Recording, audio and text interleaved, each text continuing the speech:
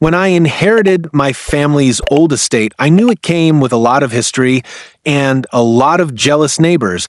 The mansion had been in my family for over a century, and I spent years restoring it to its original glory.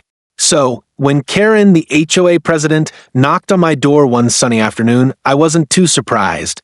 She wore her usual fake smile and syrupy tone as she asked for a small favor.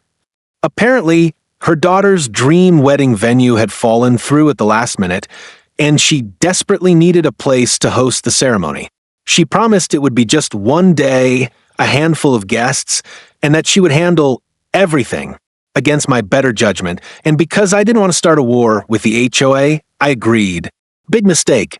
The morning of the wedding, I woke up to chaos. There were tents going up across my lawn, 100 cars parked along the driveway, and catering trucks unloading like it was a celebrity gala. This wasn't a wedding, it was a full-blown event takeover. When I confronted Karen, she just smiled sweetly and said, "Oh, don't worry, dear. This is all part of the plan." Then she slipped something even more outrageous into the conversation. Since you're hardly ever here, maybe it's time you considered signing the property over to someone who can really care for it. My jaw nearly hit the floor. That's when I realized this wasn't about her daughter's wedding, it was a setup to steal my family estate. But Karen didn't know one very important detail. I'm a judge. I didn't show my hand right away.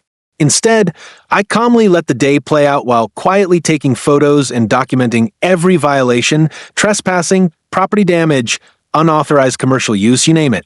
The very next morning, I had Karen served with a court summons. When she strutted into the courtroom looking smug, she expected to charm the judge like she'd manipulated the HOA board.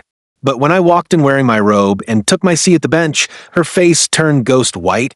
"Mrs. Karen," I said, slamming my gavel, "this court is now in session." By the end of the hearing, Karen was slapped with heavy fines, a restraining order, and an order to personally pay for every cent of damage done to my property.